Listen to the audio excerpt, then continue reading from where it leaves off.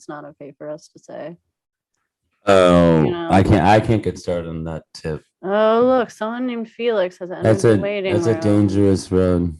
Why you just call him a cunt right off? Should we? Should Yeah, we call him a cunt right off? well, we're trying to expand the idiom, the idiom. You think we'll do that by calling him a cunt right off? Call him a What's cunt. up? Hey, What up, cunt? what's up?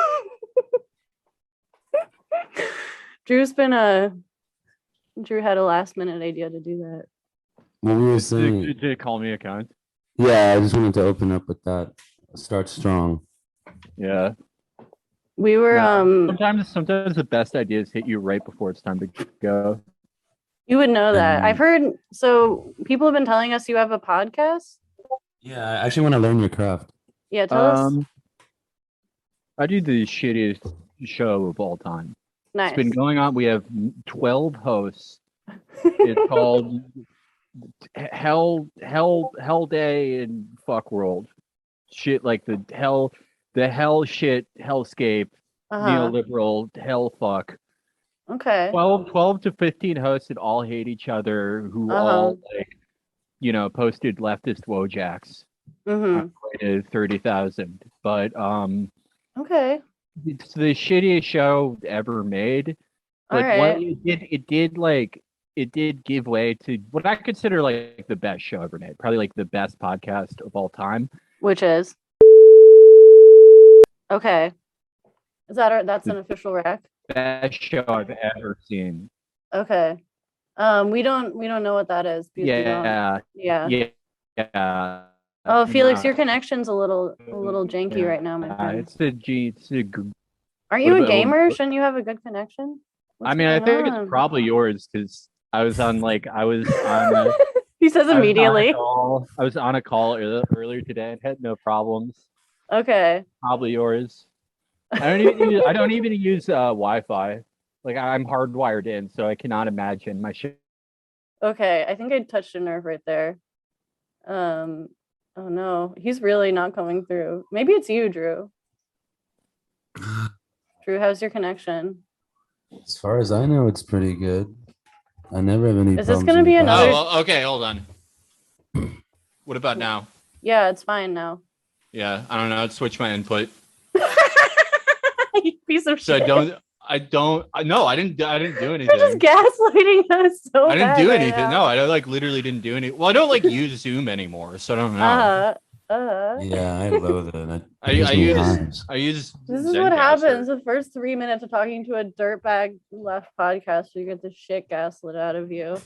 I don't know what else I should do. It's not really like a gaslighting. That's like a technical thing that could probably happen to anyone. I was so worried it was gonna be like the Jeff Dyer episode over again. Oh. Wait, the who episode? Do you know? Have you heard of the 6'3" British writer Jeff Dyer, Felix? Of course, I haven't. Who's that? He's kind of like a rakish and charming, like borderline Gen X boomer guy who's has a lot of cachet in literary circles and he's witty for kind of liberally blurbing everything. And we had him on, and we had terrible technical issues in the first 10 minutes, and then he got pissed at us. And after recording, he aborted the recording 40 minutes in, and then emailed us an hour later to bin it. And so now that's our lost tape. Bennett. To Bennett. Was that your Marky Smith? Bennett. Bennett. Bennett. I kind of like it. I like him. I think that's awesome to do. You think that's cool to do? Are you going to do that? Yeah. No, I wouldn't do that. Like my personal philosophy is like once something is in the can, it's in the can. But like I do have one. I only have one request. I mean, I don't know if I'm going to say something bad later. So presumably, if I do, I'd also like that taken out. Okay. But you have to take out the part where I sarcastically and cruelly say this is my favorite show. Oh, was that? I'm not allowed to do. No, Is it's that like the not actually a good shitty. It's like the worst show I've ever I thought I literally. Oh, okay. We're not really. We should tell you this now, Felix. We're not a political podcast. I know. We stay far away from it. Karl Ove Knausgård's seminal work. Yeah. Seminal. Well, and here's the thing: is like we have long felt that Knausgaard is someone who unites left and right, rich and poor, black and white, and so we really try to keep politics out of it for that reason. I hope that's okay with you. I know, again, I've heard rumors you have certain political views. Yeah. But yeah, that's kind of our ground rules, and I will take out that part. Yeah. It was when my input was fucked up anyway, so like who Right. knows if it came through. I have to get the top to my water bottle, otherwise I'm like totally ready to go. Okay, you Get can the do that. top. Get Our that only real top. politics is that are we officially anti-Sweden? I've lost track of its Are we stances. what? Anti-Sweden? Yeah, of course, baby. I've really lost track. We don't even have any stances. You know, This passage is anti-Sweden, baby, which I bet you didn't read, by the way. didn't read it. Oh my God. But I mean, of course I read it back Yeah. some years ago. Uh-huh. I made a whole diagram of this book, so I'm an expert. I have an academic understanding of it even, but I'm excited to hear about it. You know, you can do a little story time for me because I'm sure it's captivating. I feel like we need to take a second to acknowledge that you, Felix, and Drew are the exact same genre of Jew. Same genre? This exact same genre. It's I'd be surprised if you guys aren't related. I mean, we probably are. Yeah. I would hope so. What's a O-ringer? Oringer. I'm assuming. Are you like actually German Jewish, or did your family lie like mine did? I'm not sure. No, there was some, you know, shtetl in what is now, I think, the Ukraine or some shit. Yeah, exact same for mine. So yeah, we probably are related. Well, that doesn't mean we can't have a child. Yeah, you're so right. Really that's not the reason you can't have a child. I'm sure of all the reasons you cannot have a child, that's not the one. It would be a beautiful Ashkenazi boy. That kid would come out with a beard, like straight out the womb with a beard. We'd call it Josh Cohen. It would be called Josh Cohen. I don't know if you've heard, Felix, but this podcast is actually a kingmaker in the literary world. Someone who was on our podcast a year ago just was awarded the Pulitzer Prize for fiction. Oh my God, I can finally get into the literary world. Yeah. Oh my God, finally. This is your entree, my friend. I know you were begging, and this is well, it's finally happening for you, baby. You're gonna be a real novelist. I want to be I want to like be like the NBA young boy of the literary world. Oh, like go to prison for guns. Okay, and you're gonna write the novel there? No, I'll write it before. Well, like no one's gonna care until I like write the novel. Oh yeah. Are you guys recording on your? Do you want me to record my audio? You can. I am. Okay, great. Go for it. I feel a little bit like you're doing this to sue us later, but that's fine. No, I would not go through the trouble of like suing any like. You been in any lawsuits lately, Felix? I haven't. I've never been the focal point of a lawsuit. Not the focal point. You've been ancillary. No. Oh, like kind of, yeah. Like a while ago, yeah. I was ancillary to one. Nice. But like all that shit like sucks. You really see why people don't like lawyers. Their job isn't fun. Right, because they're Jewish. Well, I mean, a lot of Jews can have fun at their job. Like if you're a rabbi, you get to tell people riddles. That's true. It takes their entire life to figure it out. If you're a doctor, you can lie and kill your patients. Right. And what's another Jewish job? Like architect? Accountant. Architect.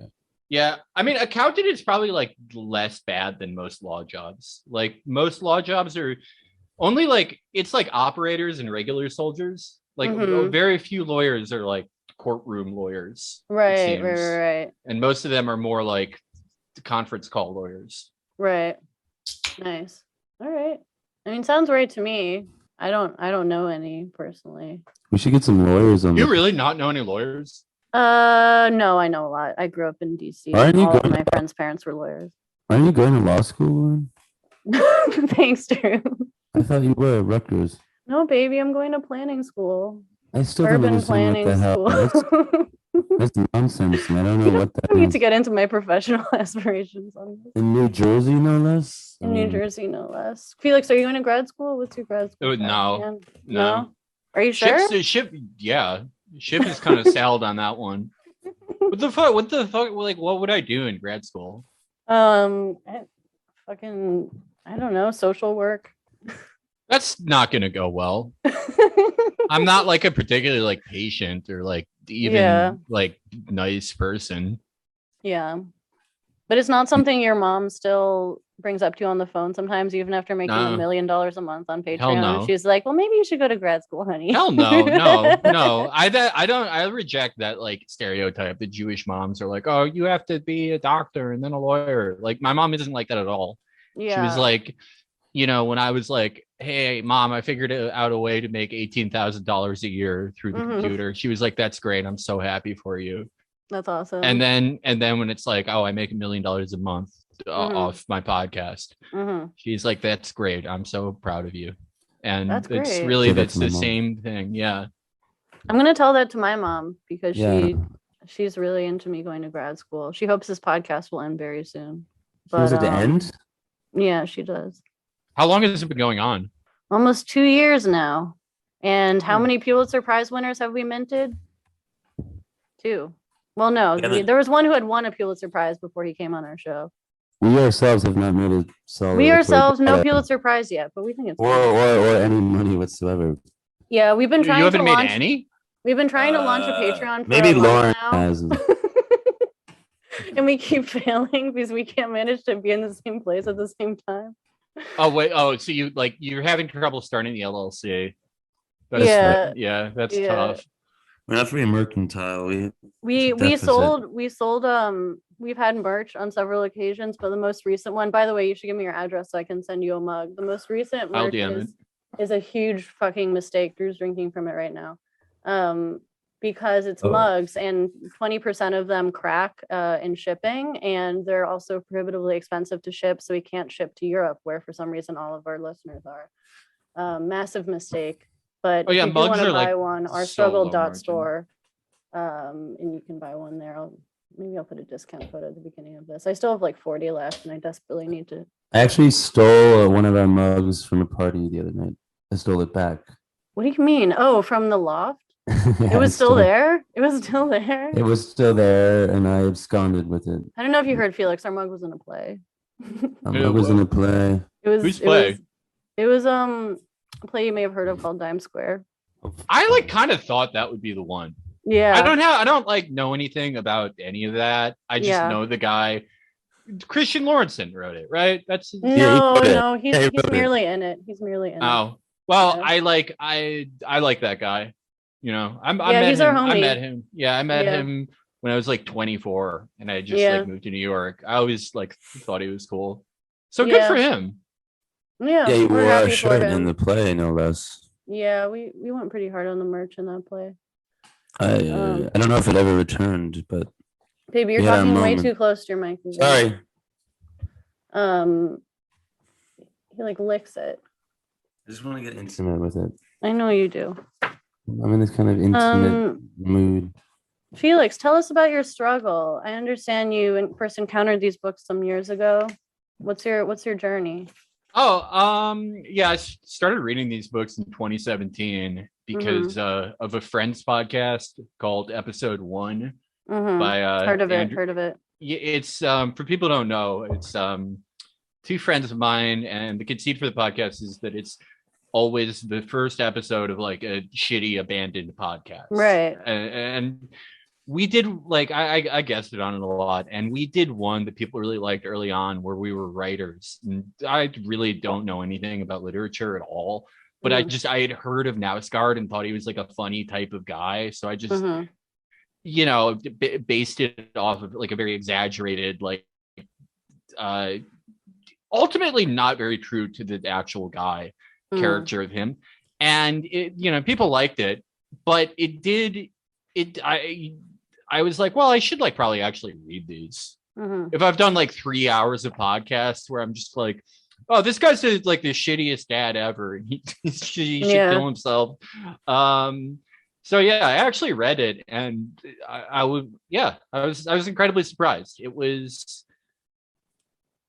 I think, like, I've never had lower or like less expectations for something and been so surprised.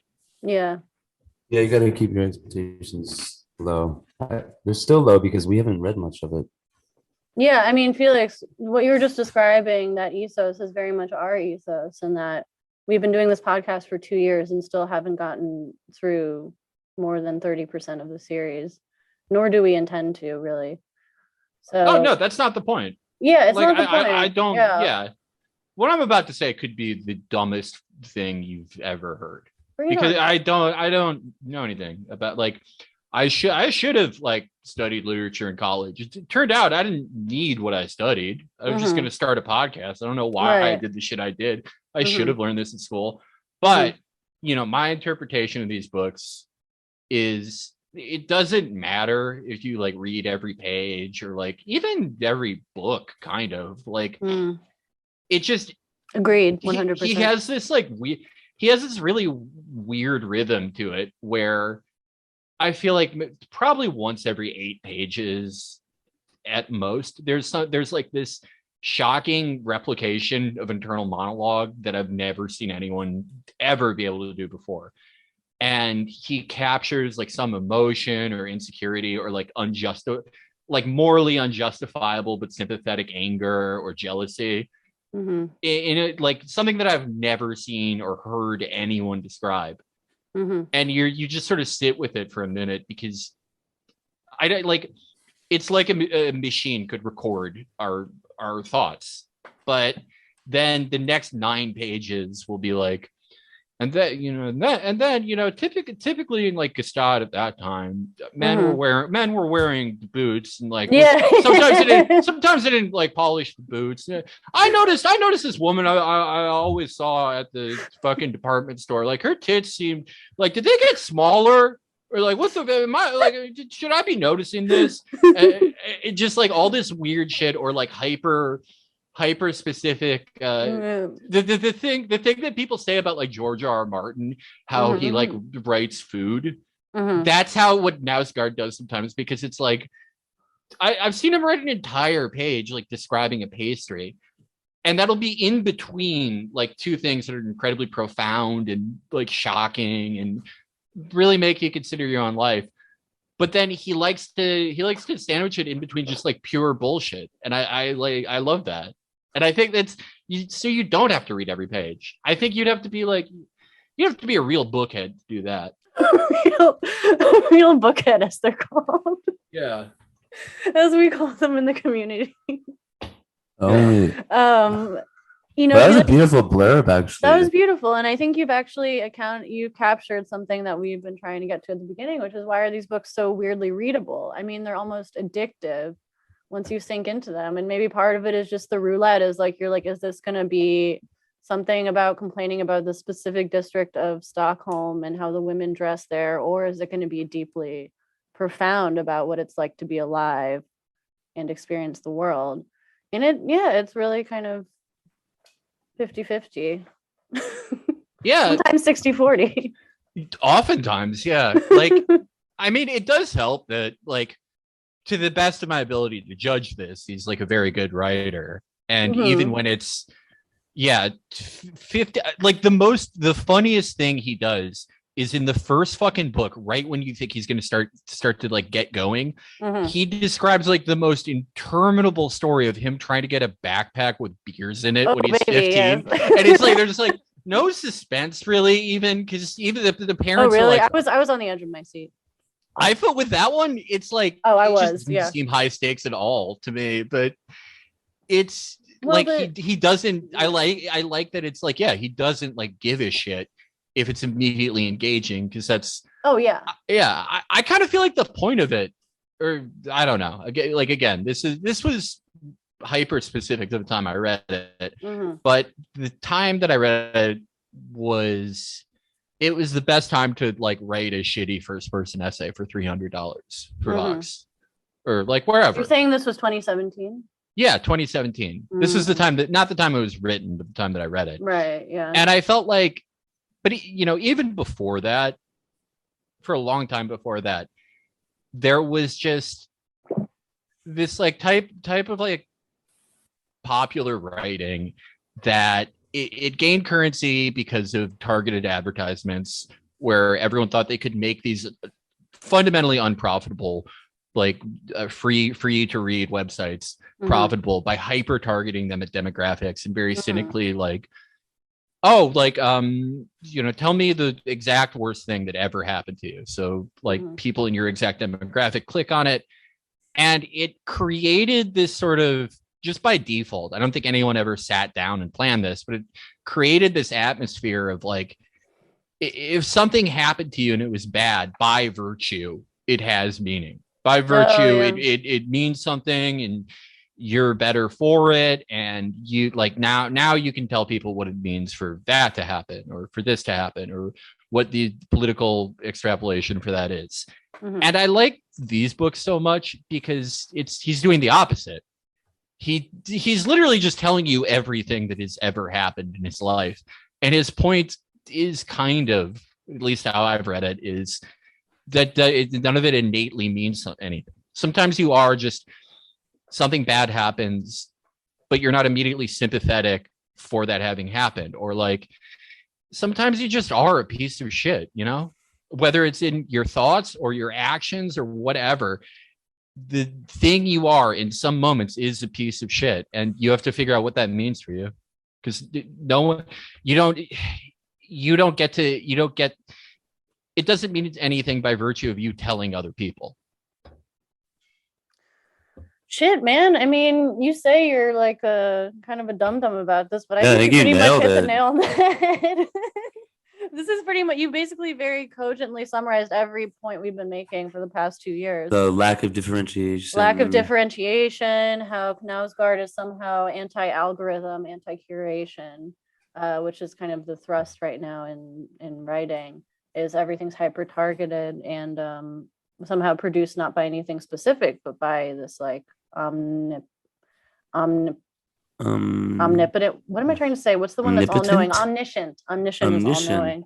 By this omniscient kind of dumb algorithm.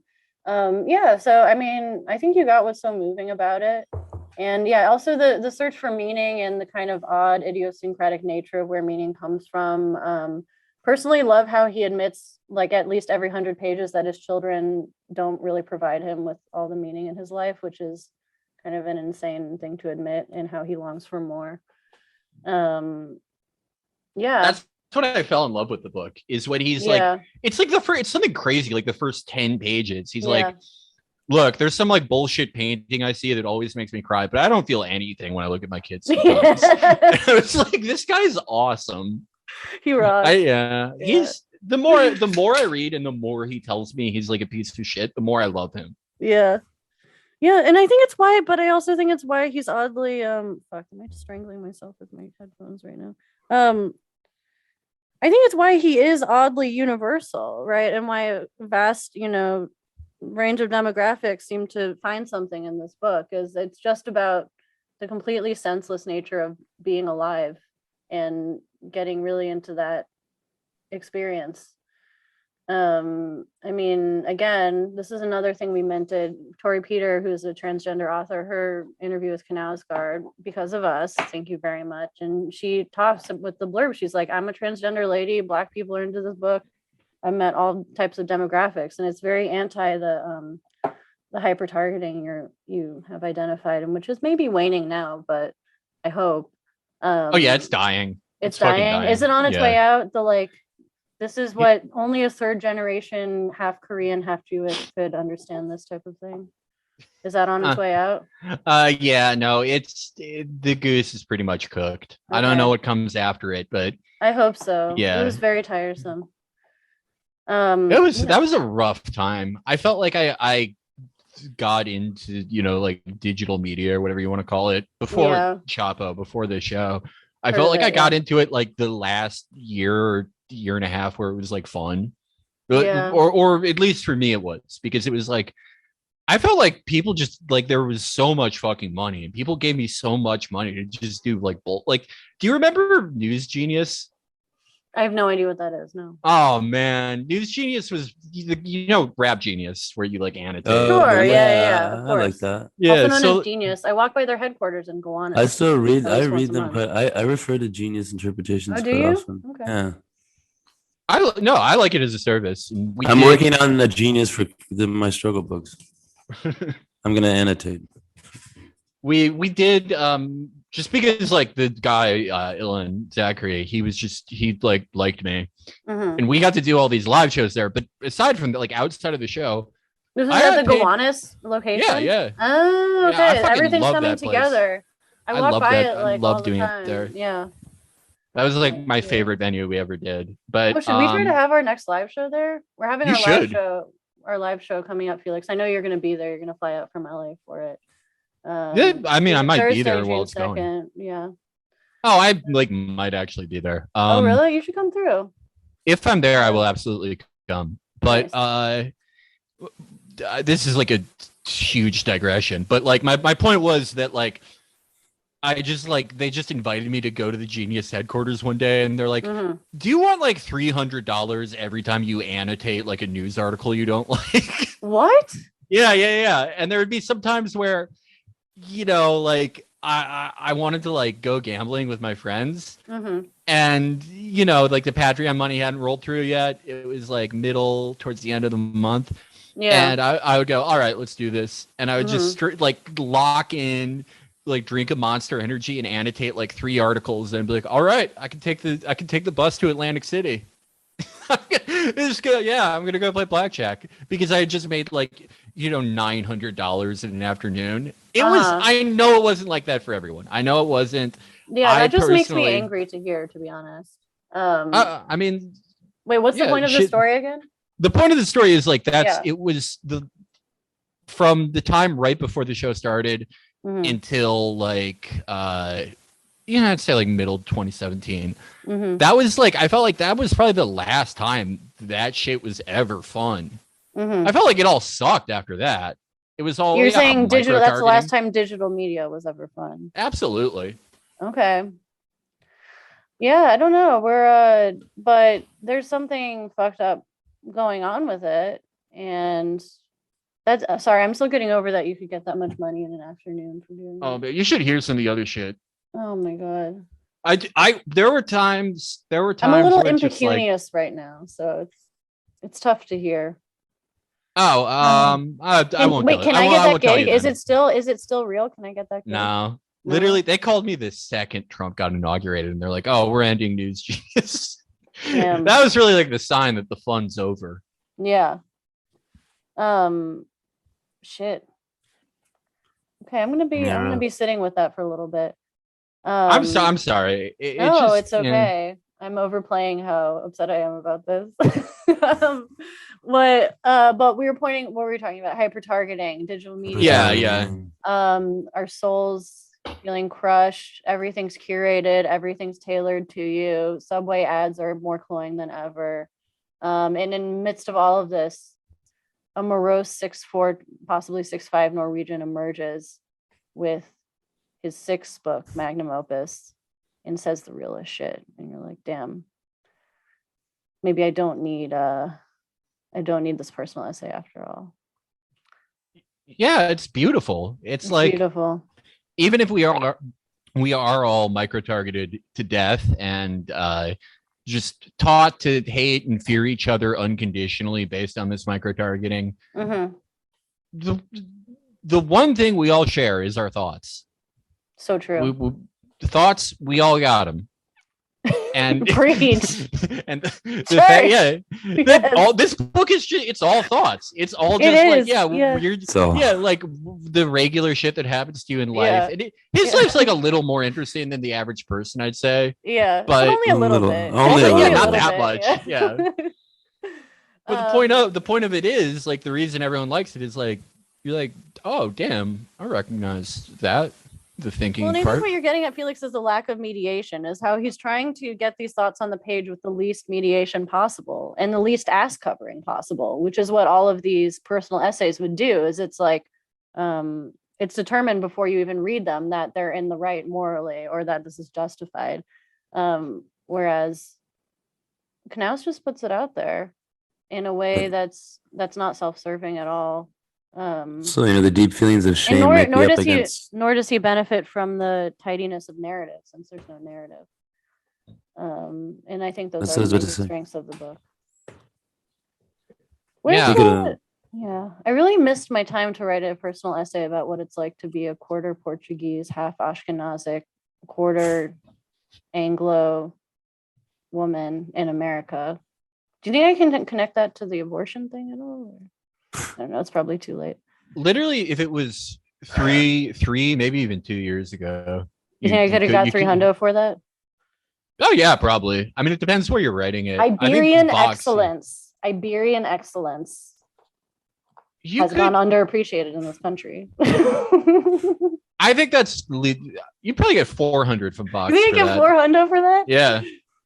As I prepare potatoes to go alongside the cod, I think of my abuela. I don't even know if that's a Portuguese word for grandmother. The Portuguese And word for abuela is probably like abuela. It's like abuesh or sound. Yeah. I don't know. I always just called my grandfather Tony. I don't even know what the Portuguese word is. That's sad. He never passed that on to me. You call him Tony? Yeah. But that wasn't even his Tony. name, right? You just called him. No, he was Bernardo Antonio, and people call him Tony. He was an interesting fellow. He was an interesting fellow. That is something I could write an interesting essay about, but he had that bad. We're getting away from. We're straying. God forbid we stray on this podcast. Let's stray, baby. I'm sick of being on target. No, we have to be a little bit on target. You can't be too pointed and curated. Okay. What are we doing, Felix? What did I tell you to read? It was more feeling cucked about being a father in Stockholm. Yeah. So the section that I read is from book 2. Yes. And it's entirely. It pretty much takes place over the course of probably 45 minutes. And it's possibly less. probably less, honestly. And it's Knausgaard. Yeah, he's walking around with a baby stroller, and he's just exactly the thing we talked about, where he's having these thoughts that are you cannot justify them morally. You don't have to because they're thoughts, but it's about oh, I used to walk around with my wife and women would look at me, and now that I walk around with this fucking pussy stroller for cucked men, none of them look at me because it's completely desexualized and emasculating. And then he goes to a coffee shop and he gets some brief validation by the barista smiling at him. Mm-hmm. And it's honestly, this is, if I wanted to show somebody what these books are like and why they're good, I would probably show them this 8-page stretch. Oh, hell yeah. All right. Glad I assigned you such an apt passage. Do you know, first of all, Felix, you remember Rhythm Time, right? He's fresh off of Rhythm Time. Yes. Yeah. Okay. Yes. Yeah. We covered that in the last episode, and that was also 8 pages. We're speeding through this. So I think he's a little hurting a little more than usual because of this baby dance class with the attractive teacher. And it's funny you say he's a good writer, because we were just thinking during that passage how he's normally a good writer, but seems to be a rather bad writer in that one, because he describes the woman as attractive at least 10 times. He doesn't use any other adjective. It's only attractive. Never changes it up. He never changes it up. He doesn't give a fuck. But we kind of appreciate that about him. How his contempt for conventions of good writing. Even when he's bad, he does it in a way that no one else would think to do it. Yeah, that's a generous interpretation. Yeah, I think, but yeah, no, that's why we love him. It's just he's the one and only. Sometimes it's the only word available. He's horny. He's horny for the attractive Rhythm Time teacher, and he feels bad about it, and he's going to write about it for 50 pages. So what did we start with? 86. 86. There's also it was 88 maybe. 88. Okay. I'm checking the DM. Checking the DM. Is there anything good in there? Oh, I DM'd you. I thought you just said you're checking your DM. No. That's fine. You can do that. Oh no, it was 80. Yeah, it was 88. Yeah. Okay. Yes. Okay. So this starts with the digression, or not. I don't want to call anything a digression since the entire book is a digression. He talks about how he has this is in his rider with his wife, is that if they're gonna have the kid, he gets an hour to himself every day, and he always spends it smoking in a cafe. But he talks about how much he hates going to the same cafe over and over again. I never went to the same cafe more than 4 or 5 times at a stretch because they started to treat me like a stamus. That is, they greeted me when I arrived and wanted to impress me with their knowledge of my predilections, often with a friendly comment about some topic on everyone's lips. But the whole point of me for living in a big city was that I could be completely alone in it while still surrounded by people on all sides, all with faces I had never seen before, the unceasing stream of new faces. For me, the very attraction of a big city was immersing myself in that.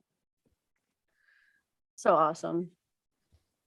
Yeah. Are you a cafe guy, Felix? What's your thoughts on cafes / coffee shops? Oh God, I really Spent a lot used of time to in be. those? You used to be? Yeah, I used in your to. youth? What were you doing? You just bumming around or Well, I smoking and don't. reading Dostoevsky? Definitely smoking. Yeah. I like the last 2 years of college, definitely, because you just have that problem that every like 21, 22-year-old like loser man has, where it's like, I need to be like, everyone's always looking at me and I have to be seen doing a thing that other people do, or else I like need to kill myself. Like if Do you relate to that? Do you relate to that, Drew? I'm not sure. I do like being seen at the cafes. I like cafe society. I like being seen, I have to perform the writer role. Or else, there's a void. I get a La Column, right? I'm usually not actually writing. Sometimes you just have to be seen reading a Jeff Dyer book. I wasn't. So you used to be on, when you were a young man, you would be on your laptop in the cafe, just hoping people would notice you being industrious. Or just like being normal. Being normal? Yeah. Oh, look, this isn't like a loser thing I'm doing. Except like, I didn't like know any literature shit. And I would read like, if I was reading a book, there would be like the most autistic book ever written. It would be like such as like 3-volume biography of Hafez al-Assad. That's awesome. Oh shit. Yeah. And it's like, so like you're not, I mean, no one's going to talk to you, especially if you're not like, if you're doing that in like 2012 or 2013. But yeah, I did it a lot, but with friends when I moved to New York, because it's like, if you're like freelancing shitty articles and fucking walking dogs, you have a lot of downtime and you got to go somewhere. And if a place has coffee, you can sit there and they're not going to stop you. So true. You can so do a lot of that. That's so true. Me and Mullen like would go to the same like shitty Dunkin' Donuts in Lower East Side all the time. Oh, that's awesome. Like, that's cool to we go were to Dunkin' hobos. Donuts and not an actual cafe. You gotta hang out at the Dunkin'. Do you think Knausgaard ever hung at the Dunkin' in Stockholm? Does he ever mention Dunkin'? He mentions 7-Eleven a lot in this, but I don't think he mentions Dunkin'. I'm trying to remember if I've ever seen a Dunkin' in Europe. I don't think I have. There's one Dunkin' in Shanghai, but it's like a flagship type of situation. I don't know if Dunkin' is something that's made it abroad. So hang out at Dunkin's sort of geriatric, because usually where old people gather. At least, well, that's kind of a Boston thing. At least in my part of the it's a Boston. Yeah, that's a Boston thing.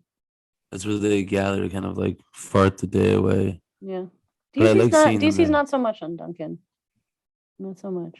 How's LA on Dunkin'? What's the Dunkin' situation? I haven't seen that many, to be honest with you. Yeah, I'm glad. I guess I don't like go. I don't go to that many places though. So how would I know? Right. Okay, so you used to be a guy who hung in cafes. The cafe dentist. Yeah. And did you, like Knausgaard, resent people recognizing you and trying to cater to your predilections? No, that never happened to me, because the time. Well, because like the time in my life where I was, I mean, I kind of like, I was downwardly mobile for a little bit, because I like started in like regular cafes when I was in college. And then I was just so like destitute the first 6 months I was in New York. It's like, I was like living like a hobo. It's like, I got to kill 4 hours in the middle of the day. I'll go to the fucking Dunkin' Donuts in Lower East Side. Okay, got it. And then like, I guess I'd like, maybe I did it like once or twice when the show took off, but it wasn't like yet big enough where I feel like just like anyone in an annoying cafe would recognize me. Oh, I'm not talking about recognizing, just that the people have seen you, the people who work there are like the regular. Like I think that's the thing that Knausgaard is pissed off about. Oh yeah. Is he doesn't want people to be like, oh, the usual Mister, like 2 espresso shots. For some reason, he hates that, which I think is there's nothing wrong. I mean, there's nothing wrong with that. I would like that if people remembered my order. But I usually have very little trouble like understanding what he's getting across, but I cannot quite get why that upsets him.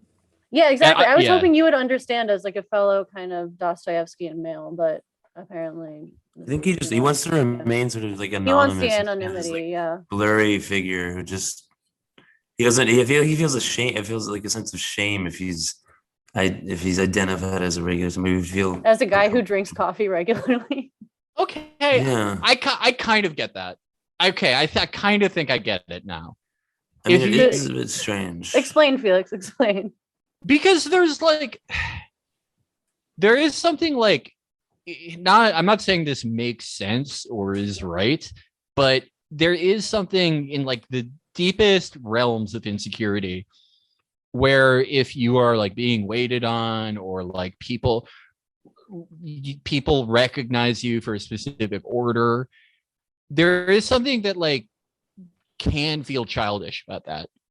Like, I've catered to you so many times that I like know exactly what to do. Yeah, exactly. Okay. Exactly. Okay. And it takes away from him why he goes to the cafe. I mean, he has a bunch of reasons, but one of the reasons is to like go there and just like be normal and not think about not be a dad. Not be a dad. And like most importantly, I feel like not to be around his kid, feel bad that he's like annoyed and bored, and then continue to do it. Like he has to power through his own feelings of that, and he struggles with so many like feelings of guilt, of like, holy shit, like why am I not happier? Like why didn't this do anything for me? And he gets to just like pretend he's just some cafe guy. Okay. And it takes away the illusion. Yeah. All right.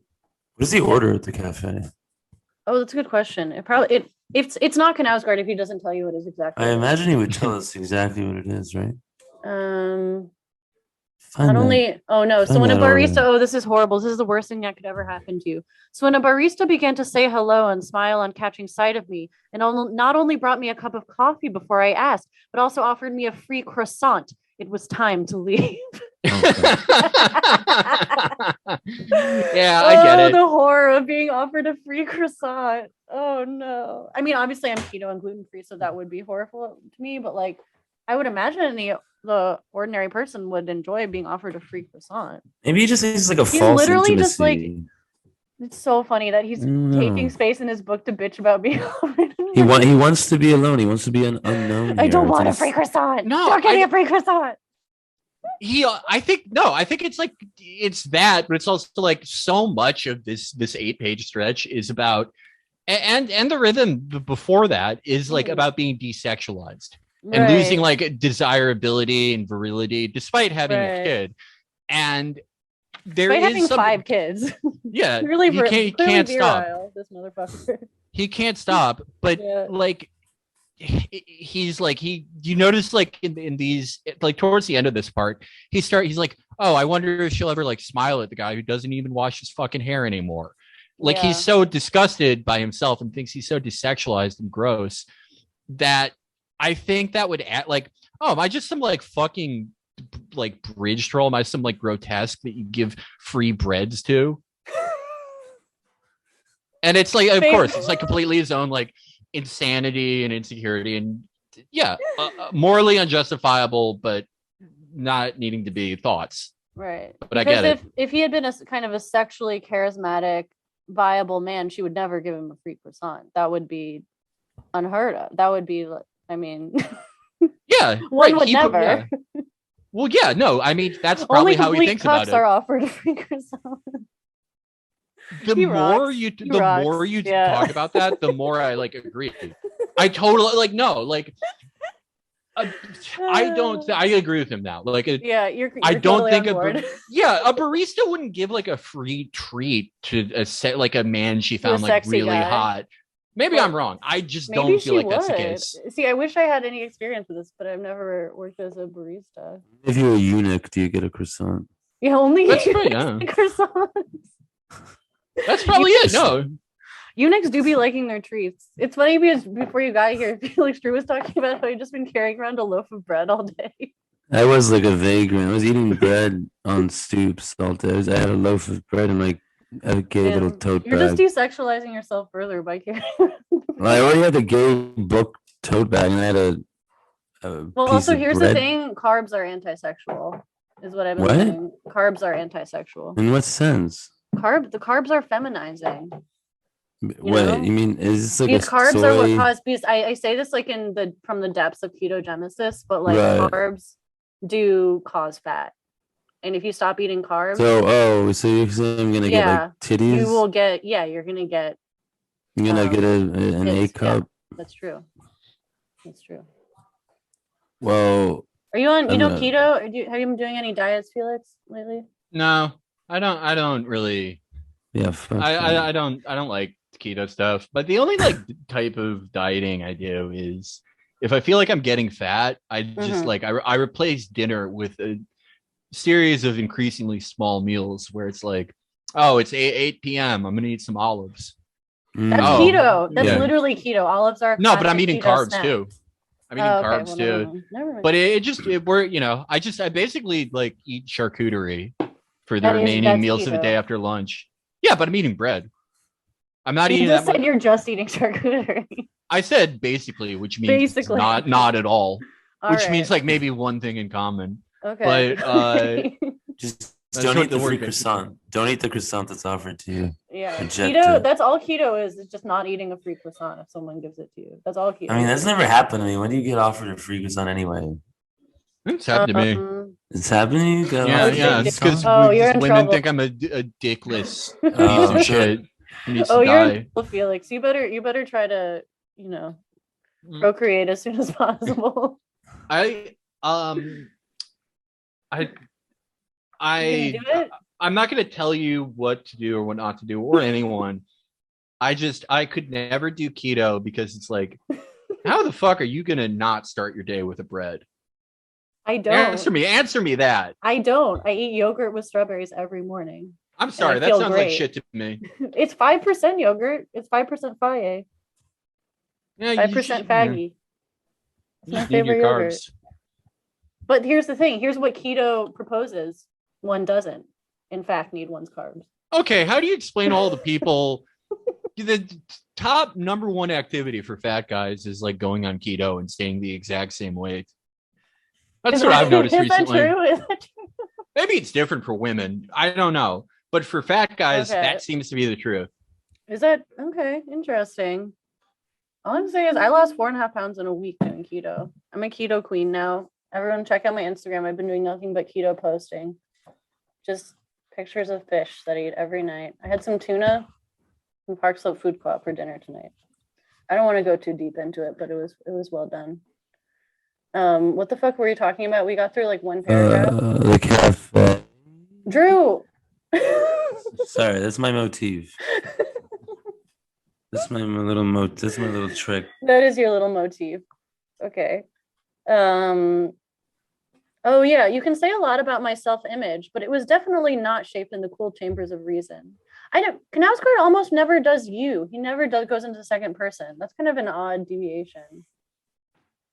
Does he? Does he do that? I feel like that's unusual for him. He's been known. He's been known. I mean, you're right. Maybe rarely, but I forgot these books. Sometimes he dips in.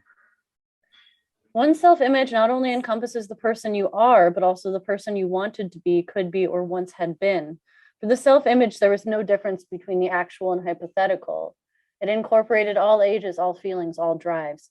When I pushed the stroller all over town and spent my days taking care of my child, it was not the case that I was adding something to my life, that it became richer as a result. On the contrary, something was removed from it, part of myself, the bit relating to my masculinity. So awesome. He's like, yeah, no, it's cool. It's cool that he just goes out and says it. It's more about happiness. Oh, this is awesome. Okay. It was possible that the men who stayed at home and looked after their infants for 6 months may have increased their sense of being alive as a result. And women may actually have desired these men with thin arms, large waistlines, shaven heads, and black designer glasses. We're just as happy discussing the pros and cons of baby Bjorn carriers and baby slings as whether it was better to cook one's own baby food or buy ready-made ecological purees. Ecological what? Ecological purees. An ecological puree. Yeah, you don't go for an ecological puree every now and again. What is that? It's just putting together some stuff in a blender for the baby. Oh no, I'm do you know about this? Guy. You know about this? Babies don't have teeth, so they have to take liquid. So you got to. Are you aware of this, Felix? Yeah, no, this is a pretty widely known thing about babies. They need to eat like some like bullshit slurry. Yeah. Much of their young lives. I think like this part, and then the part that comes next is a perfect example of like his rhythm and ratio, because like the thing about like the ecological purees and perfectly content emasculated males talking about baby Bjorns, it like verges on kind of being meaningful, but not really. It's like it's mostly just bitching. No, I think it's banal. Really it's utterly banal. It's boring. It's kind of rant. Yeah. Yeah, no, but nothing we haven't heard before. Yeah. But then the thing he does like probably like 3 lines down on the next page when he says something like, well, it would have been one thing if I said, okay, I'll have a kid with you, but you have to stay home and take care of it, and I'm going to keep doing what I was doing. Or if I had asked that and she had said no, but I just let it happen, and now I'm just stuck with this, and I feel like an asshole. I feel like a moron because I've like tricked myself into this, and I feel like that's the perfect example of him capturing this thing I would think was previously uncapturable about thought patterns and how we remember our own lives and rationalize like being in situations we don't like. But it's perfect because everything before that is just pretty much meaningless complaints. It's the most banal complaint about like these liberals with their quinoa and their baby Bjorn. Yeah. It's just like a classic. Although he did point out something which was not something I'd ever noticed. This is in the rhythm time section. Felix, you may have an opinion on this. He said, men of the new generation, when they start balding, they shave their heads rather than keeping what hair they have left like a real man. Is this something you've noticed? I was quizzing Drew and James about it last time. Like, what would you do if you started balding? Would you shave it down, or would you? I'm my podcast makes like $1 million a month. I would like. Oh, you just get plugs. I would just get what they gave Elon Musk. Like they invented good hair plugs. Why would I not do that? Okay, but say you were, still in the Dunkin' Donuts era. No, I'd probably just kill myself. Okay. I'd probably just commit suicide by cop. Yeah. No, I mean, I don't know. It depends on the balding pattern. Yeah, that's a good point. If it's like Joe Biden before his plugs, it's like, okay, I can ride this out for a little while longer. But if it was like a shitty, like jagged, like a pathetic balding pattern, I think I would have to shave it. Yeah. Because this is something he really harps on. This is the second time he mentions it, of how men these days, when they start balding, they just shave it all off. I think he thinks that's like the cowardly thing to do. Yeah, you have to stay and fight. Yeah. Face up to it. Really? Because he kept being like, men of my father's generation would just keep the hair. They would just keep the, you have the bald patch in the middle and you keep the rest. I don't know. But we were saying it's a remarkable amount of chutzpah for him because he has a beautiful head of hair. Yeah, he has an incredible hairline too. Like especially a man of his age. Yeah, no, he's still, it's like now it's like Snow White. He still has that hairline. It's just beautiful. It's really remarkable. And so, yeah, it just seems rude to me that he's like, oh, these assholes who are shaving down their head. Like, well, easy for you to say. Well, yeah, but I think that connects to something he talks about later. Like the part where he's in the cafe and he's talking about like when he's looking at other people and like that older woman and everything. And he's like, basically like, oh, what are their lives like? Like, is this moment like sort of a plateau off of a peak, reflecting on a long, happy life? Does she not experience the exact same things I do, the same taste, the same sensations, excitements? Are these people happy to be here? Or are they like me and constantly comparing themselves to everyone else in here and like finding new things that upset me all the time? And for the balding thing, or like especially like the other, all the shit with the other fathers, really, like whether it's the balding or like the baby Bjorn, there's like a subtext there of like, well, they're cocked and they're emasculated, but also I bet they're not having this war with themselves like I am. I bet they're not like walking around and like ruefully cursing that they don't, cry when they see their kids every second of the day. I bet they're not like fucking sitting on the bed late at night and wondering why this woman who I've always wanted more than anything in the world, I have a kid with her now. And I still don't, I just want like some woman I'm going to forget in 5 seconds to smile at me. Why? And he's asking, do people, is this happening to anyone else? And it goes back into what we were talking about towards the beginning, where everyone, regardless of demographic, loves this. Anyone who reads it loves it because it's like, yeah, no, that kind of is everyone, more or less. More or less. Let's I get wish to the Felix. I wish I question. could remember the passage. He says that he has this line that's like, "I assume everyone else in the world is superior to me," and like, I wish I could remember where that was, but it's like, and I never would have thought to write that, but yeah, when I read that, I was like, shit, that's so true. Like everyone else is so much more legit than I am when I see them. I think just by the fact they present a coherent facade, whereas I know what's going on inside. Yeah, it's just as you say. I mean, everyone is better than me. Everyone is more put together than me. Even people who look kind of shitty, you're just like, well, at least, is there something wrong with me? I don't feel that way. You don't have that thought, really? No, I believe that I'm superior to everybody else. Oh, okay. Well, yeah. I mean, it arguably is the exact same thought. Exactly. Yeah. Well, it's the same irrational thought of I'm different. It's equally delusional, perhaps. Yeah. Yeah. I wish I could remember where that was. That's a great I mean, one. I don't think any person is exactly one way either. Right. I think like in an airport, you kind of do the opposite, where like everyone who's ahead of you in line is a stupid piece of shit. You would take your laptop out of the bag better than them. What the fuck? Have you ever been on a plane before? Oh my God, move down the aisle, you fat fucking moron. Like, Jesus Christ. Does anyone know how to get off a fucking plane? All these people should be like, the most fascist you are is when you're in an airport or getting on a plane. But at the end of the day, it's the same thought. Because you're only seeing others as fractions or multiples of you. Ooh, deep. Fraction. You're only seeing them as fractions or multiples of you. Fractions or multiples. Well, you're saying it's very narcissistic. Sort of. I think it's like beyond narcissism. It's like solipsism. I don't know. Kind of, yeah. Where it's like you're the only actual person in the world. Right. Everyone else is an NPC. That kind of thing. Yeah.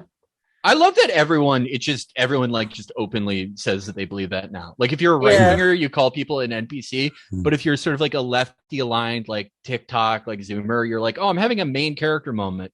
Yeah. Everyone has the exact same like sort of like spree killer personality that like no one else is real. Shit. Fuck, did Knausgaard kind of presage this cultural moment? This is the moment of feeling. Yeah. I didn't realize the riot was into NPCs. Dialectic of NPC main character. It sucks because the NPC thing is like really funny. If you like depoliticize it, because like it's like every right-wing joke that's funny is like, oh, holy shit, that's such a funny concept. Like soy face is a real thing and it's funny. And NPC too. Like it's hilarious to just look at people and imagine them like clipping through the ground because they weren't written well enough because no one gave a shit.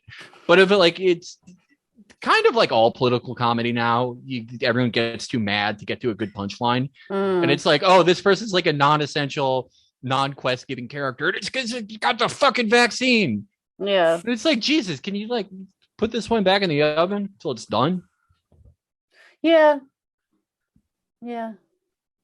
I never thought about these books through the lens of the NPC or the main character, but it seems like a useful paradigm, actually. No, I think it is, because I think we've talked about this a few times. Are any of the characters in my struggle fully realized as Knausgaard? And I think the answer is by definition no, because it's such an intensely subjective book.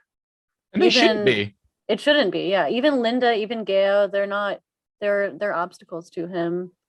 And then the question is, are all first person books like that? And I don't know if that's right, but maybe. This is maybe this is a fruitful paradigm. What about a first person NPC story? I don't know, how would that work? I think there's some of those. Like, it's written, actually, this is kind of like Ishiguro, like Remains of the Day or something like that.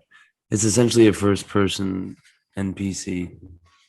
What do you mean by the person is bland? Well, I've actually, like a bland person, like a butler, well, actually, almost a slave or servant. The narrator of D to the M of T, he's kind of an NPC. Of what to the what? And Dance to the Music.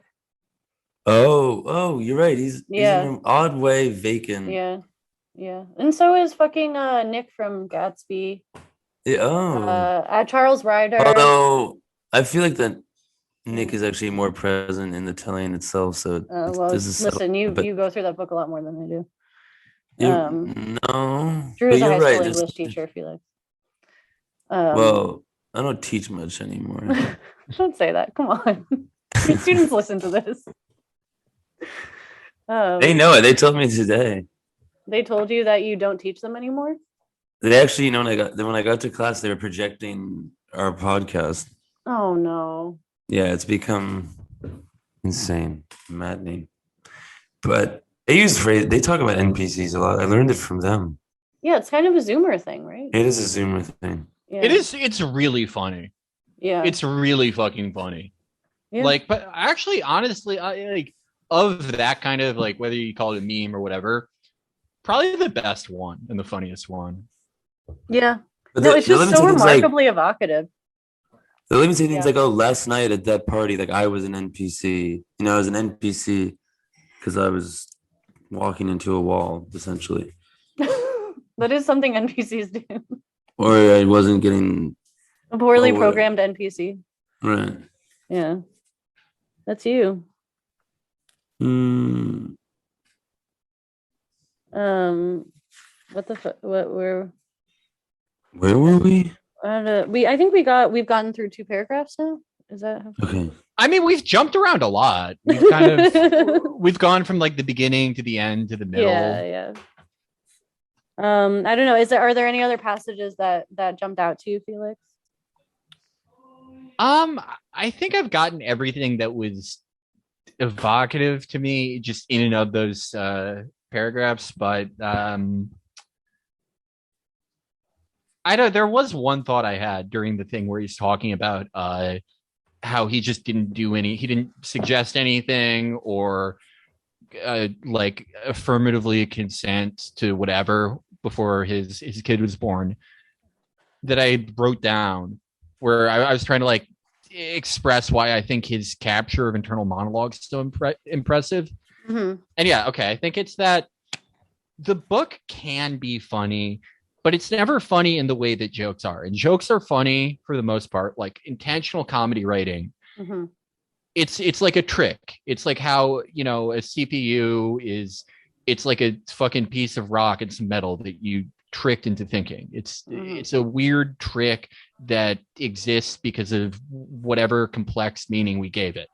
A joke is that, in that it's taking all these external things and it's forcing it into someone else's brain to hit the triggers that like jog their CPU, their internal monologue, to hit the exact right triggers to release the exact right things. So they, done the right way, it affects them the rest of their day. And it's part of the reason that humor is so subjective, I think, because everyone has so different triggers. And if we're all seeing basically the same outside, but none of us know each other's insides, how well can you really trigger everyone else's response? You can't. You never will. Nothing will ever be universally funny. But Knausgaard, and that's kind of everything, though. Everything is kind of that. But Knausgaard no, I think that's just a statement about the loneliness of being alive. Yeah, well, we can never truly know another person. He's impressive though, because he takes like of the outside, like very little that's important. Mm-hmm. It's just like all of the outside things that he's showing you that he thinks you will understand his experience. He doesn't really give a shit. Mm-hmm. And he's just going directly to the inside. Mm-hmm. Like, who gives a shit if your insight isn't exactly like mine, or you think this is insane for a person to think?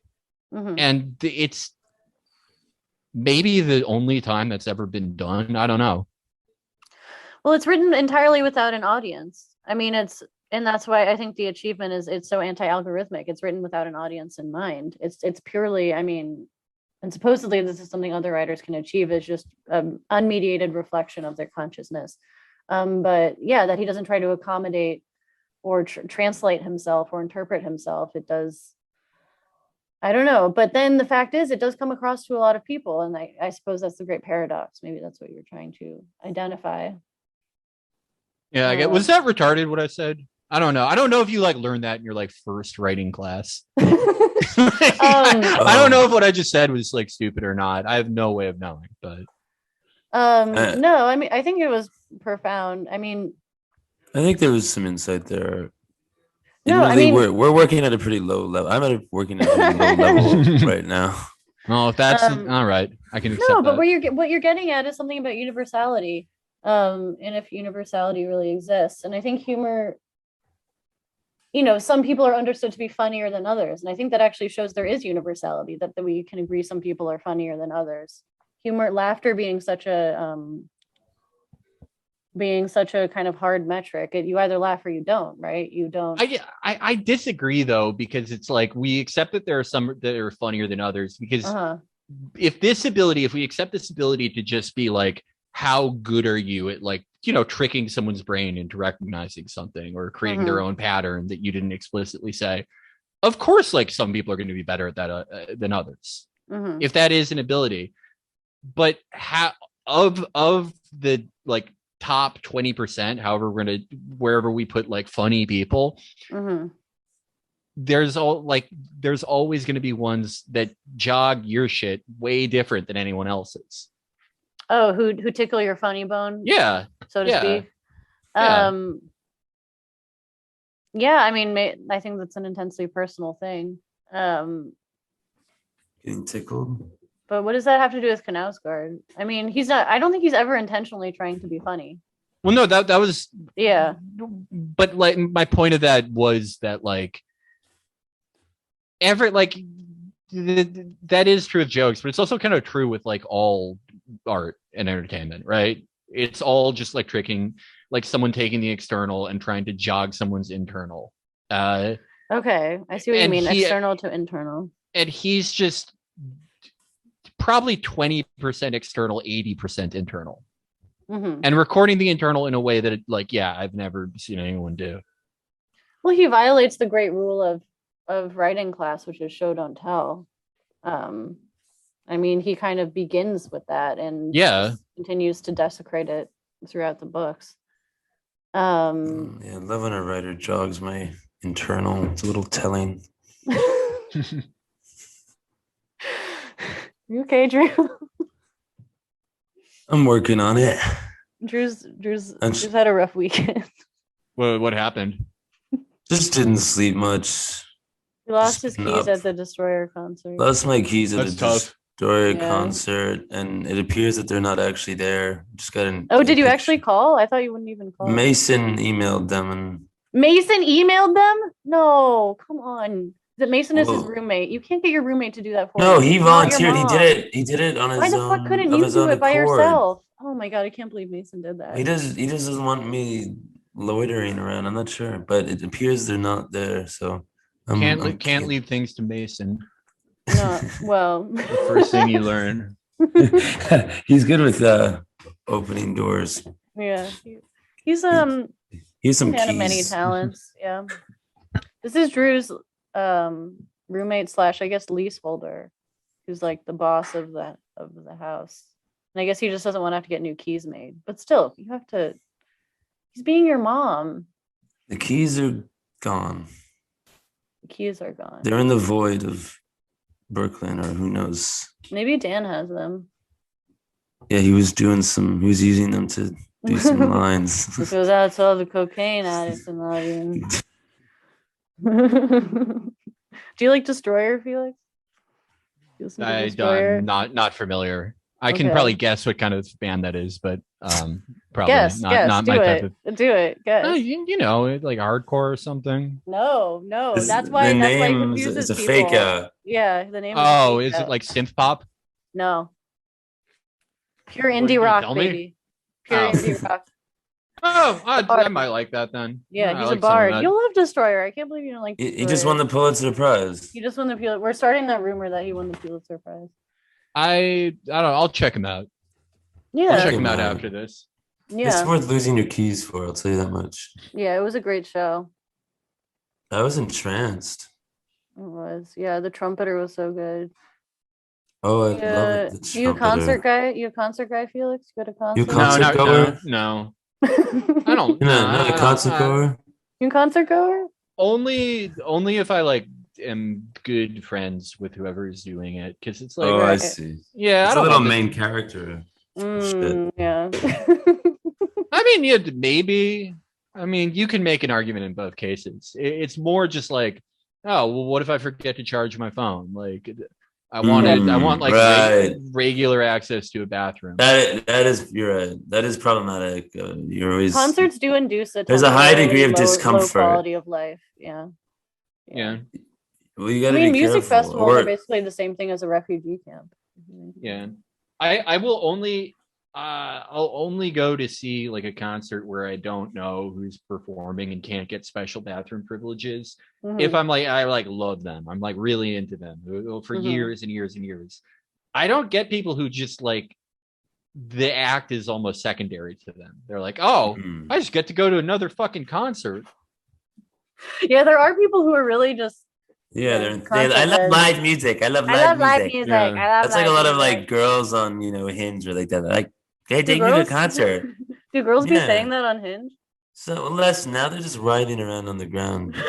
You keep trying to say that, but I don't think it's true. Well, there's a lot of women who claim to be dancers running amok, but they're not. As far as I'm concerned, it's not dancing. They're just writhing on floors. This is becoming. And Felix, have you seen women writhing on floors in LA? What's the situation out there? I honestly think I'm on Hinge. No, just in general. Like when you're do that. When you're outside, do you see women writhing on floors? No, I cannot say I've seen that. Yeah. It's not a thing, Drew. It's really not a thing. It's just one girl you saw on Instagram writhing on a floor. That's it. Yeah. Well, are you saying that I'm imagining this? I've like extrapolated. I think you want girls to be. Oh, I want women to writhe on the floor. I think that's what you want. Well, when I'm in my main character's moment, walking around eating or not eating croissants because I don't get offered a croissant. Because I'm no ogre. I'm no sexless eunuch. So you say. That's when I know you spend a lot of time in La Colombe. Well, I don't get the baked goods there because they're all intermeshed even with the ones with nuts. Really? It's a safety hazard. Oh, I'm sensitive to nuts. So I don't eat them like that. Because they're just piled up very inelegantly. No, they're only getting iced Americano. The three people working there, 2 women and a man, looked like sisters and a brother.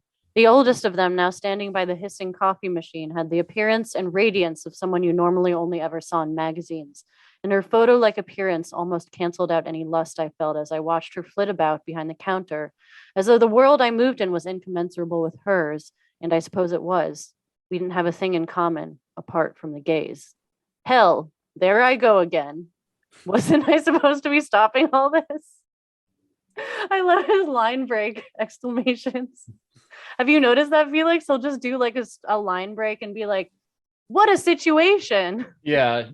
Can't believe this is happening again. Yeah, those are his ad libs. Those are the Migos ad libs. Those are his ad libs. It's true.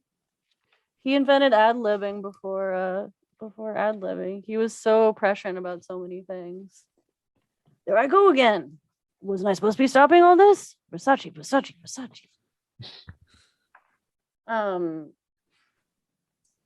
Did you know Mason suit is Versace, Drew? Is it It's the Versace. one? Be The right one? back. The one you wore? Oh, yeah. I did not know that. I didn't know he was such a clothes horse. He's such a clothes guy. Clothes horse, He's a I clothes think horse. is the phrase. Clothes horse just means you're good at wearing clothes. It doesn't mean you're into clothes. I thought it meant somebody who's like Really? unusually into clothing, like, as a kind of hobby, as a kind of fixation. Is Knausgaard Oh wait, there's a ever- part where he talks about the knee-high black boots. I saw Felix that. to get back. Waiting on Felix. Waiting on feeling. I wonder what he's doing. He said he had to get more water. Oh, well, I need more- His apartment looks nice. It does look nice. Yeah. Out in What kind of LA. apartment are you in? Is it a Well- bungalow? well- I know many people in Los Angeles live in a bungalow. What the fuck is a bungalow? That's literally where everyone in Los Angeles lives, in a bungalow. Doesn't sound like that's for me. Are you in an Bung- apartment building? Yes, I am. Okay. Well, I don't know. Yeah, I could see you in a bungalow. Well, I Maybe don't know look what into it is. Do They're you? very cute. It's a very cute kind of 1920 like a- style house. Oh, yeah. like how big do they get? Not very big. They're one story typically. Yeah, no thanks. You're into stories? You're more of a No. I mean, like, Doors guy? I like don't want to live in like an 800 square foot house. Why? Because it's cute. No way. okay. So doing you're more that. into like a soulless apartment building. Yeah. Your ideal yeah, who living gives a location shit? is like Stuytown. Well, no, I mean, I would don't love to really live in get- Stuytown. I don't really give a shit. I just like Yeah. having like space to wander around it. That's all. That's like priority number one. Mm-hmm. Okay. Yeah, everything else, like, well, I mean, okay, if it's in a good place, great. You can usually put the two things together. But like, I don't care if the thing on the outside looks good. Who cares? Not so much into Who gives a shit? facades. You're No. anti-facade. I mean, I guess if you're buying a house, it makes sense, but I'm not doing Yeah. Nice. All right. Any chance you're in the neighborhood of Los Feliz? that. No, I'm not there. I just thought you would like to live there because it sounds like your name. No. In a few seconds it took her to find a cup and fill it with coffee. I ran my eyes over her. She too had knee-high black boots. It was this winter's fashion, and I wished it would last forever. What? It was the knee-high black boots. This is, I don't know if you realize, Felix, the attractive rhythm time instructor was also wearing knee-high black boots. Yeah, it's a And- recurring theme for him. Yeah. And also just his descriptions of women's clothes are so incredible. But yeah, this broad at the coffee shop is also wearing knee-high black boots. It was this winter's fashion, and I wished it would last forever. Does that do anything for you, Felix? Just seeing a chick in knee-high black boots? You're like, nice. It depends on the woman, but yeah, it certainly can.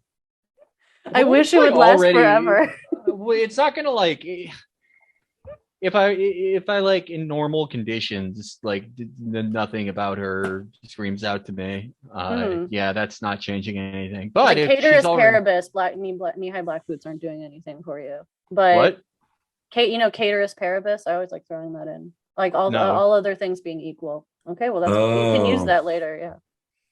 Yeah. Oh, That is a good one. oh, Yeah, thank okay, you. yeah, no.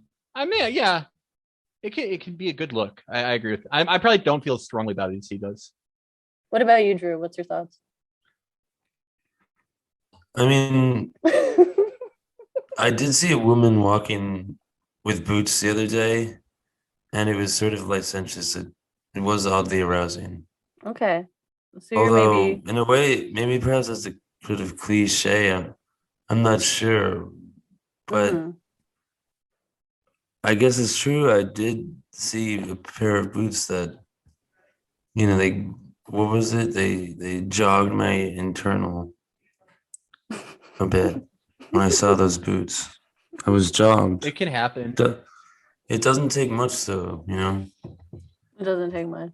As I walk around eating my crumbs of bread, my internals easily jogged by often much less than a pair of boots. Really? Sometimes it's a woman's gait, the way she walks. Okay. I've never heard anyone say that. Are you sure? You sure about that? I've never heard a man say that in my life. Yeah, like if she's doing the sexy thing where the legs are going in front of each other, like in a line, like in a cartoon. Yeah. I guess, think that must but be very sexy. Yeah. I'm not I had sure. a 6-year-old boy I No. used to babysit who would do that walk. It was very funny. Because he was just like, this is how sexy ladies walk, and he would just do it. It was awesome. Was he one of those, like, sometimes it happens to like little boys where it's just like you can tell they're gonna be gay guys? He was like so gay. I think he was straight. Like he was just so into chicks that he wanted to know everything about them. He had a girlfriend at the age of 6. Oh, that's Yeah. why. See, that's why I'm not in education. I don't know anything. Yeah. No. That's a type of kid. I mean, he would propose marriage to me like on the once a week. He was a real Lothario. He was kind of a Pepe Le Pew kind of kid. It's interesting. Yeah. I would not have guessed that. Yeah, no, I mean, look, what the fuck was his name? Oleg Cassini, right? Famous fashion designer to Jackie O. And he married Gene Tierney. He fucked. Sometimes you're so gay, you're straight. Well, no, there's a type of like flamboyant straight guy. Exactly. Who, yeah. Gets like he has like a 4-digit body count. That's definitely a type of person. Very rare, but it's out there. Body count. Yeah. No, a guy who's like a flamboyant straight guy. Yeah. He's like 50 and he's like, oh, I fucked 2,000 women. And it just doesn't seem like he'd lie about it. Well, because they understand women so well that they could be like, I see you lost 1 pound from your keto this week. Yeah. And you'd be like, okay, yeah, bed me now, Mr. Flamboyant Straight Guy. What was I saying? There was another, I once read an article about women who fall in love with their hairdressers, like their male hairdressers, because they feel such like a connection to them. Safe? Such an intimate connection. I think just like feeling appreciated in a certain way, or attended to in a certain way. Yeah, so if you're a male hairdresser, it's a good way to. I think Knausgaard should be retrained as a hairdresser. Can you imagine that? I mean, he's a walking ad. He's a walking ad for hair. Got a great head of it. I could see him in the salon. Yeah. Snipping away. He's a little bit too tall though. He would get like a pinched nerve in the neck real fast because. Isn't that what you have? Leaning over. I actually, the latest update on that is it's first rib dysfunction apparently. What the fuck is that? Just my first rib is elevated because of possibly how I sleep and poor posture, which is making my scalenes really tight. And so I need to see a manual therapist to release my scalenes, but it's not cervical radiculopathy, as some orthopedic doctors told me a year ago, and I knew it wasn't right. Release your scalenes? Scalene is this muscle, like in your neck. Yeah. How do you release it? You just press on it. Ooh. I know this is really interesting combo for you, Felix. Are you having any like orthopedic issues lately that you want to talk about? No, I'm not. You're perfect. None that I know of. Yeah. Have you ever had any? It can always come. No, everyone has them. Yeah. The back's designed to fall apart. Is that true? Say more about that. It's like sounds profound. Well, no, I mean it's just like everyone has problems with their back. Yeah. There's no one who does it like after you're like 30, everyone has it, right? Or before that even. Yeah. All right. I feel like you have some terrible orthopedic issue you just don't want to disclose. Like this is like I have like a sciatic nerve thing. Oh, well there you go. Yeah. You have terrible issues. That would be awful if I had sciatica. Is it like it active? hasn't bothered me. Really? Yeah, okay. Sometimes it is, sometimes it isn't. I haven't had any problems in a while. All right, good for you. And I wished it would last forever. This was probably in like 2005. I was trying to remember if in 2005 I saw a lot of women wearing knee-high black boots, but I can't. Does anyone have any memories of 2005? In 2005. Yeah. The boot situation? The boot situation in 2005? The boots on the ground situation? Yeah, what was that situation? I mean, there was a brief moment. Remember all these women were like, they had brown boots that they would tuck their jeans into. That was Oh yeah, no, there's the joke about how all women dress like Han Solo at the time. Yeah, what is that? Oh, there was? Wait. Yeah, no, because they would wear like a vest, a white shirt, and like huge boots that their jeans were tucked into. All right. Well, there you go. When was that popular? Like from like basically from about like 2005 to about like second Obama term. Okay. How do you guys know this and I don't? I saw. I mean, maybe you guys are both really gay straight guys. Maybe that's why you know so much about women's outfits. Maybe this was a Han Solo situation. Although ubiquitous, sweetie pie. Yeah, I don't. Maybe I've just blocked out those years. I don't. Before the girls were riding on the ground, they were wearing. Those were the two eras: Han Solo and riding on the ground. Yeah, I don't know, Felix. We kind of just go on indefinitely with this. So if you have to go. Oh no, yeah. I there's no ending. I do have a little bit of a heart out, unfortunately. I'm sorry. No, you should definitely leave. Leave, yeah. I didn't know. Leave. I didn't know somebody like it's never like strictly established, but it's like, some podcasts are always like, we're the type of show that goes an hour. Some people are like, hey, sometimes we'll give you 90. Yeah. And then no, our shows will be like 2.5 hours simply we kind of linger. We just keep riffing and it sort of becomes we want to induce delirium. Yeah, we get to our best riffs when we're super delirious. That is very, very true to the source material here. Thank you. Isn't it? Yes. Our whole thing is imitative fallacy. It's like digression within digression. It's a real roulette of like quality of material. That is incredibly faithful. Thank you. We like to think we're nothing if not faithful. Yeah, so faithful to our man, Karl Ove. We don't even talk about him in half of the episodes now. I know. It's fun, No one else is real. You can't even, if no one else is real, you can't talk about him that much. Yeah. Right. Yeah. He's real to me. It's like him, like the kids I babysit, and Drew, maybe. Those are the only real people. And my mom and my dad. I guess that would be a good riff, is just list whoever in your life is an NPC. Felix, you're still an NPC. I'm sorry. I've only ever seen you on a. No, I mean, I wouldn't expect not to be. It's kind of a. I'm trying to think if any of our guests are not NPCs. Me, probably Josh Cohen, just because we had such a virulent argument. And he's a Pulitzer. Anyone who's a Pulitzer Prize winner is not an NPC anymore. Stripped of NPC today, status he's definitive main character. He's definitive main character. Shouts out to JC. Although we crowned him. We minted him. We made him. Okay, Felix, we're gonna let you go. Thank you for coming on our show. No, thank you. Thank you so much for having me. I'm embarrassed.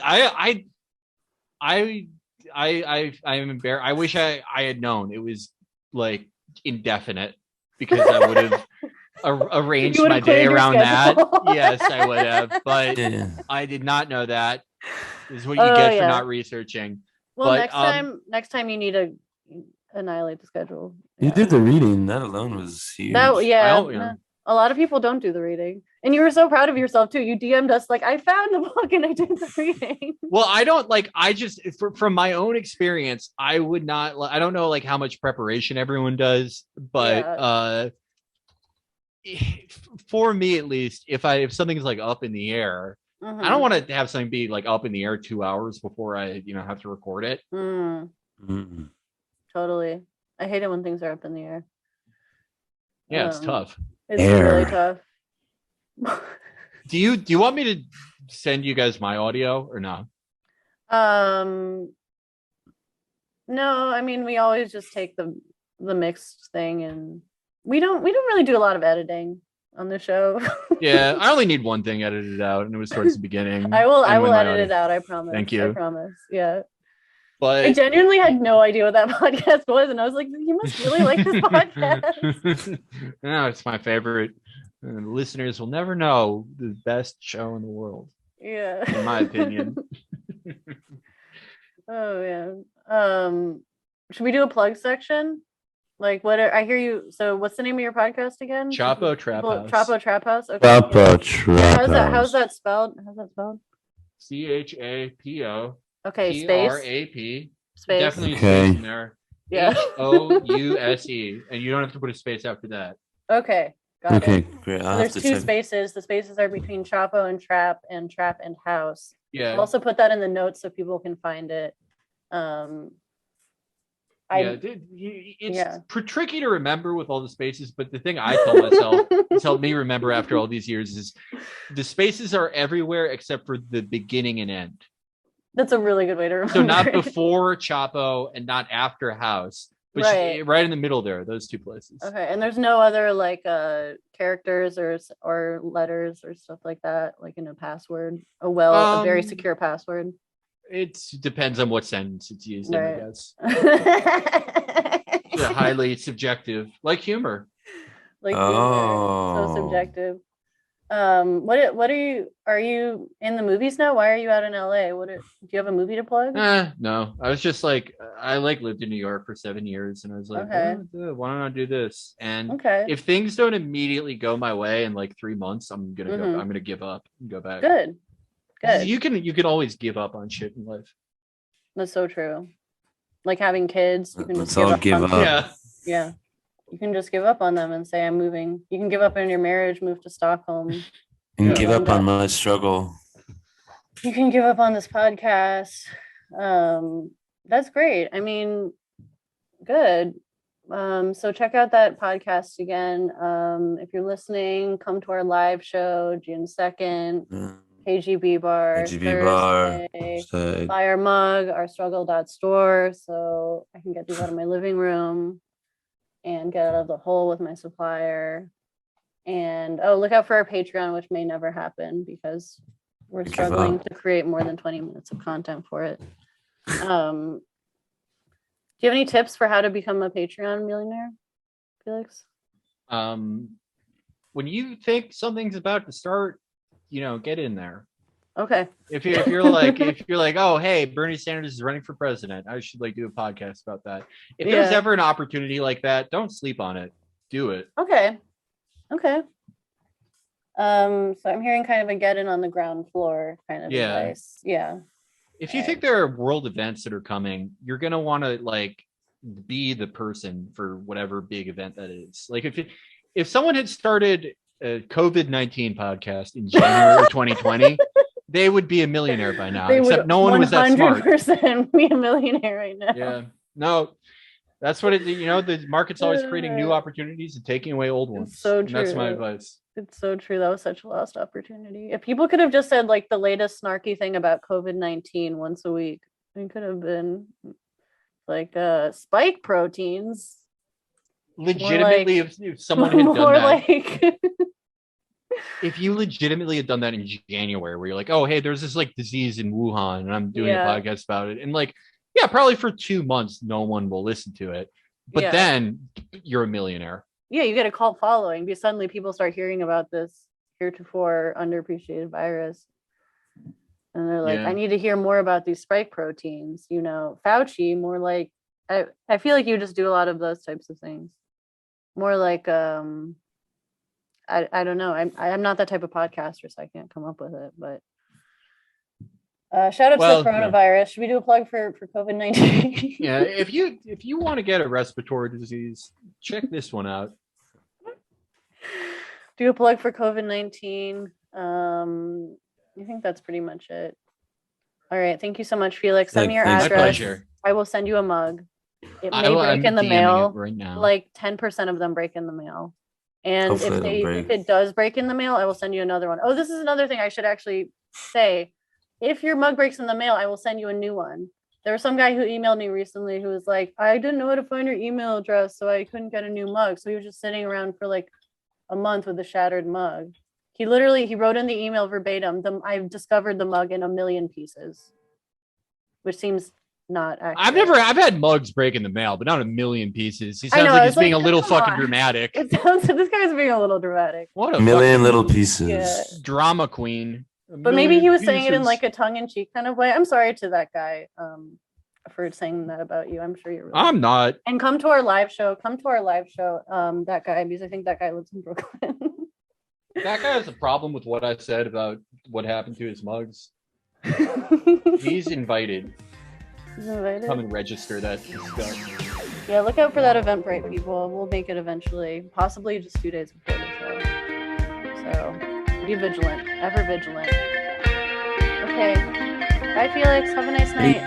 Great talking to you guys. Great talking to you. Bye.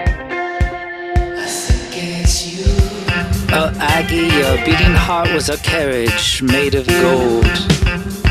How the arithmetic of this guitar melts your heart is beyond me. And when I say beyond me, I mean beyond me. Love you, I barely know you. It goes to show who really knows what love is. The branches, the breeze, the roiling seas, none of it seems worth mentioning. Though I'm in the process of figuring it out, even if it's elementary.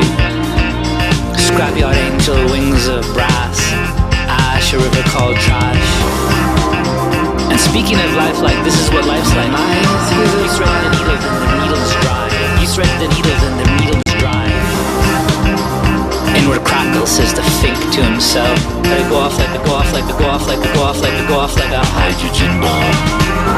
But I do radiate a certain glow. It flutters and fades, a Ferris wheel on the run from the snow. You have to look at it from all angles, says the Cubist judge from Cubist jail. The sky glows, the heat